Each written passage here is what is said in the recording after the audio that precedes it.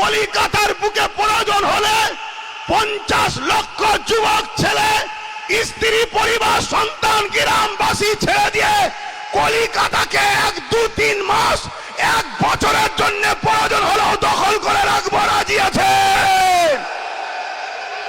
আন্দোলনে কেবল মিডিয়ার মাধ্যমে আমার দেশের কেন্দ্রীয় হুকুমত মোদী সরকারকে সজাগ করে দিই, আগুন নিয়ে খেলা করবেন না। অনেক দলিত মেরেছেন, অনেক আদিবাসী মেরেছেন, আজও মণিপুরে আদিবাসী সম্প্রদায়কে পুড়িয়ে পুড়িয়ে মারছেন, আজও বিভিন্ন জায়গায় ট্রেনে, বাসে, হকারে নিরীহ মুসলমানগুলোকে মারছেন। আমরা সব বরদাস্ত করে নিয়েছি, কিন্তু আমার মসজিদের একটা ইটা যদি হাত দেন আমরা বুকে তাজা দিতে রাজি আছি, কিন্তু আপনার এই অন্যায় মেনে নিতে রাজি নয়। আমরা তুলে সাক্ষী দিয়ে বলুন, বলবো না বন্ধ করে দেবো? ওপর নিচে ছাতে যে যেখানে আছেন হাত তুলুন, যারা বলতে বলছেন হাত তুলুন। এ কথা বলবো তো নাকি? কথা বলবো তো? আপনারা যদি বিশ্বাসের সাথে লোভ না করে, গাদ্দারি না করে যদি আমার সাথ দেন, আগামী দিন ওয়াকফ কেন আপনাদের দিকে কেউ চোখ তুলে তাকানোর আগে সে নিজেকে অন্ধ ভালো মনে করবে। সংখ্যাগরিষ্ঠ দেখে যদিও বিল বার করে লাই, আর বাকি সেকুলার গুলো ভণ্ডমি করে যদি পিছন দৌড়ে পালিয়েও যায়, আমরা রাজপথ ঘিরে রাখবো। বুকে তাজা খুন দিয়ে হলেও মসজিদ, মাদ্রাসা, দ্বীন ইসলাম, আমাদের পূর্বপুরুষদের দিনের সম্পদকে বাঁচাবো। এই অঙ্গীকার আপনারা নিতে পারবেন তো নাকি? 2023-এ বলেছিলাম 3 বছর, 23-এ শেষের দিকে বলেছিলাম 3 বছর সময় দিচ্ছি, চোখ দিয়ে পানি নয় রক্ত বেরোবে। তার মধ্যে এই ডিসেম্বর চলে গেলে 1 বছর হবে, আর 2 বছর হাতে আছে। এখানে অনেকে ওয়াকফ নিয়ে বলেছে, কিন্তু আপনারা কখনো ভেবেছেন যে ওয়াকফ তো স্বাধীনতার পর থেকে, তার আগের খবর আমি জানি না, স্বাধীনতার পর থেকে 77 বছর ধরে ওয়াকফকে তো কম বেশি সবাই চুরি করে খাচ্ছে। তা কেন্দ্র সরকার হঠাৎ করে আবার বিল করতে চাইলো কেন? এটা কখনো ভেবেছেন? এটা নিয়ে কখনো আলোচনা করেছেন? তো ভাই আমার, তারপরেও বাইজিৎ ভাই বলার পরে আমিও ভাবলাম 2-4 জন ভুল করার জন্য, একটা মানুষের ভুলের জন্য, আমাদের নিউ জেনারেশনের জন্য কমসে কম আমাকে কথা বলা দরকার। তাই নতুন করে আমি নেমেছি কথা বলতে। আমি বলবো না বন্ধ করে দেবো, এটা আগে জানতে চাই। হাত তুলে সাক্ষী দিয়ে বলুন, বলবো না বন্ধ করে দেবো? ওপর নিচে ছাতে যে যেখানে আছেন হাত তুলুন, যারা বলতে বলছেন হাত তুলুন। এ কথা বলবো তো নাকি? কথা বলবো তো? কিন্তু কথা বললে শুধু শুনবেন না বিশ্বাসের সাথে সাথ দেবেন? আমার দেশের একজন মহানায়ক ছিলেন নেতাজি সুভাষচন্দ্র বসু। তিনি বলেছিলেন, তোমরা আমাকে রক্ত দাও, আমি তোমাদের স্বাধীনতা দেব। বলেছিলেন না? এই দেশের অনেকেই রক্ত দিয়েছে, তবে গর্বের সাথে বলছি, ইসলামের অনুসারীরা 93,000 কম বেশির মধ্যে 63,000 প্লাস ইসলামের অনুসারীরা নিজের দেশ মাতৃভূমির জন্য রক্ত দিয়েছে। তো সেই জায়গাতে নেতাজির কথাকে সামনে রেখে আমিও আজকে সেই ভারতের নাগরিক হিসাবে যদি বিশ্বাস রাখতে পারেন, আমি আপনাদের কাছে কথা দিয়ে যাচ্ছি, আমার মুজাদ্দেদ জামানের রুহানি বাচ্চা ফকির সাহেব হুজুর নামে যিনি খ্যাত, সেই দরবার থেকে বলে যাচ্ছি, আপনারা যদি বিশ্বাসের সাথে লোভ না করে, গাদ্দারি না করে যদি আমার সাথ দেন, আগামী দিন ওয়াকফ কেন আপনাদের দিকে কেউ চোখ তুলে তাকানোর আগে সে নিজেকে অন্ধ ভালো মনে করবে।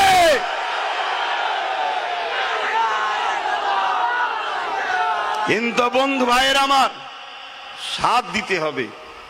500 টাকায় যদি বিক্রি হয়, ওয়াকাফ তো যাবে বাপ। 2 কেজি তেল, 1 কেজি চাল, আলু পেঁয়াজই যদি বিক্রি হয়ে যায় তাহলে ওয়াকাফ তো যাবে। এখন তো ওয়াকাফ যাচ্ছে, একটু অপেক্ষা করুন না। ওয়াকাফটা গেলে কি ভয়ানক পরিস্থিতি হবে সেটা শুনুন।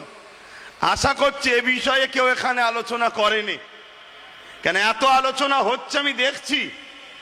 এই আলোচনা কোনো এক জায়গায় যেন কারো বিরুদ্ধে কারো পক্ষে হচ্ছে, কিন্তু আজকের আলোচনা অবশ্যই জালিমের বিরুদ্ধে, আল্লাহ রসুলের পক্ষে আমরা আলোচনা করতে এসেছি,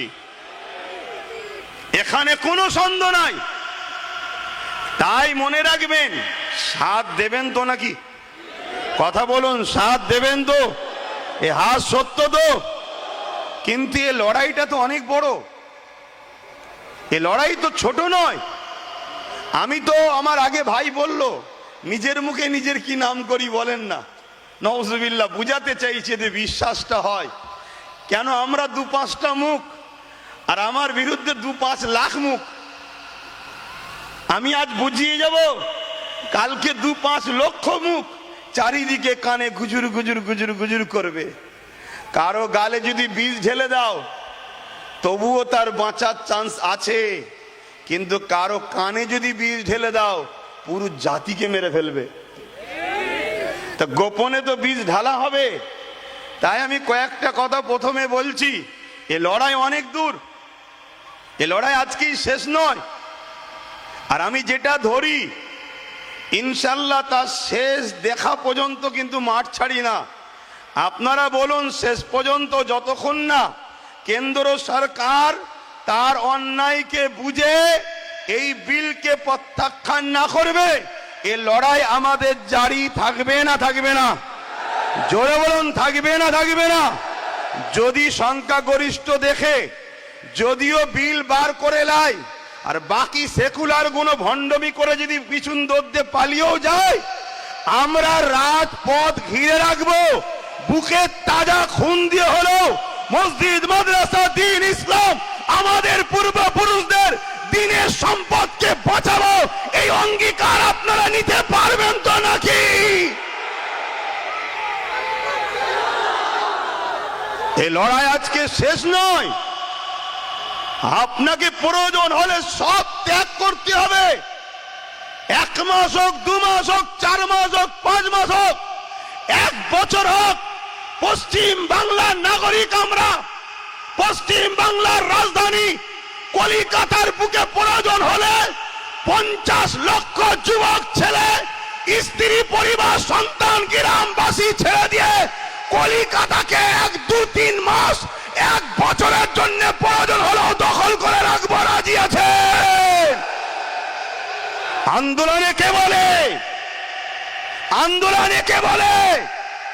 লোক জড়ো করে ফটো তুলিয়ে নেতাকে বলবো না এত আমার দিকে আছে, 2-10 কোটি দাও, তোমার গুণটা গেয়ে দেবো।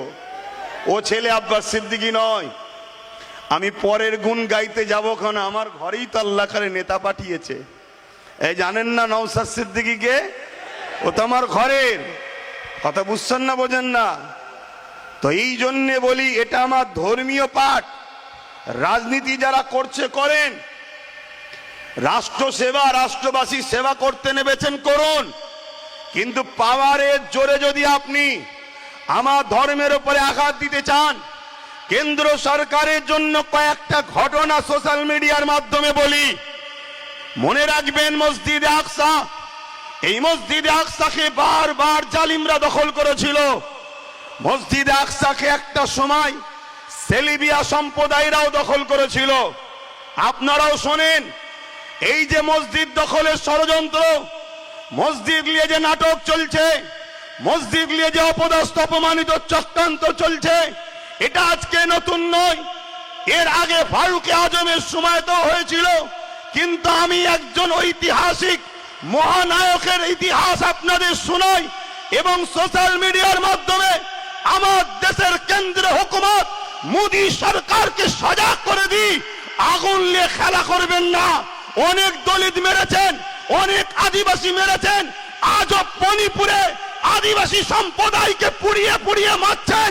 আজও বিভিন্ন জায়গায় ট্রেনে, বাসে, হকারে নিরীহ মুসলমানগুলোকে মারছেন, আমরা সব বরদাস্ত করে নিয়েছি, কিন্তু আমার মসজিদের একটা ইটে যদি হাত দেন আমরা বুকে তাজা দিতে রাজি আছি, কিন্তু আপনার এই অন্যায় মেনে নিতে রাজি নয় আমরা।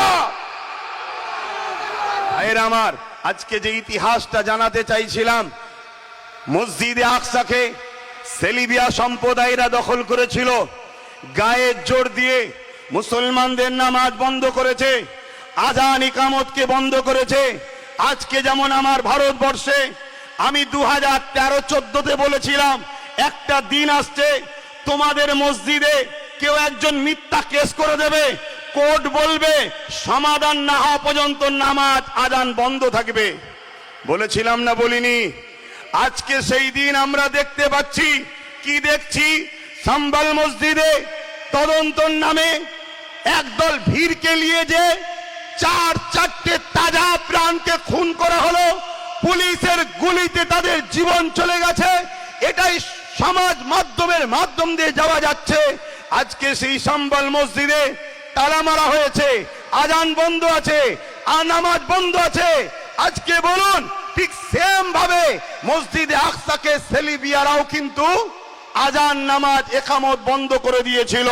কিন্তু একটা 9 বছরের বাচ্চা, নাম তার সালাউদ্দিন আইবি, 9 বছর বয়সে বাজারে যখন গেল মসজিদের মেহরাব কিনতে, আমি আজ মোদি বাবুকে জানাচ্ছি সোশ্যাল মিডিয়ার মাধ্যমে, আপনি এ খেলা বন্ধ করুন, না হয় কিন্তু ভয়ানক পরিস্থিতি হবে, ভয়ানক পরিস্থিতি হবে। এই ইতিহাস শুনে রাখেন। আমার ঘরের 9 বছরের বাচ্চার ইমানের কথা শোনেন।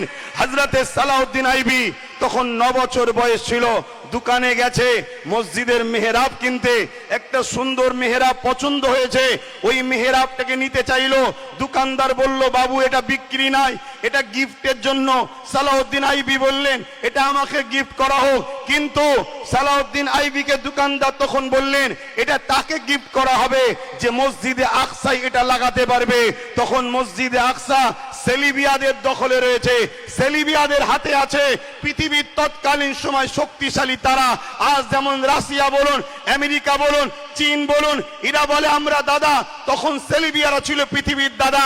হযরতে 9 বছরের সালাউদ্দিন আইবি বলেছিল, ইনশাআল্লাহ এটাকে যত্ন করে রাখেন, আমি সালাউদ্দিন এই মেহরাবকে নিয়ে গিয়ে আল্লাহর ঘর মসজিদে আকসাতে আমি লাগাবো। কথা বুঝে আসছে?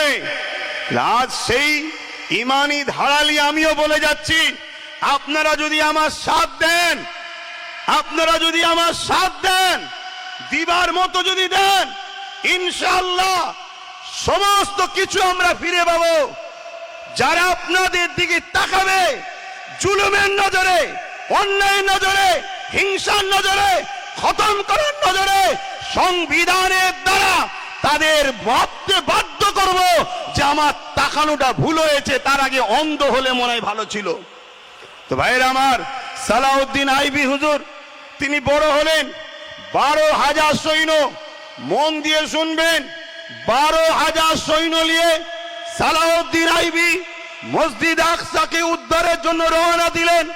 ওদিকে সেলিবিয়ারা 4 লক্ষ অস্ত্রধারী সৈন্য নিয়ে মসজিদ আকসাকে ঘিরে রেখেছে। কিন্তু 12,000 সৈন্য নিয়ে সালাউদ্দিন আইবি বক্তব্য শুরু করলো, এই আমার সৈন্যরা, শুনলাম 4 লক্ষ সেলিবিয়া সৈন্য রয়েছে, অস্ত্রধারী সৈন্য, তোমরা বলো এই লড়াইয়ে তোমরা যাবে না পিছিয়ে যাবে? 12,000 কোথায় 4 লাখ, 12,000 4 লাখ, 12,000 সালাউদ্দিন আইবি সৈন্য দাঁড়িয়ে গিয়ে বলল, আমাদের সিপাহসালার সালাউদ্দিন আইবি, আমরা পৃথিবীর অন্য কারো সৈন্য নয়, আমরা সালাউদ্দিন আইবি সৈন্য, যে সালাউদ্দিন তাহাজ্জুদ ছাড়া ঘুমায় না, যে সালাউদ্দিন দরুদ ছাড়া মুখের সব সময় দরুদের মুখে চলতে থাকে, আমরা সেই আলা সালাউদ্দিনের সইব।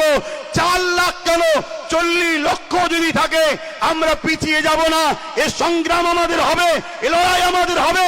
বন্ধু আমার শুনে রেখে দেন, ওই 12,000-এর মোকাবেলায় 4 লক্ষ শুধু হারেনে, জবানা জব্দ হয়ে গেছে।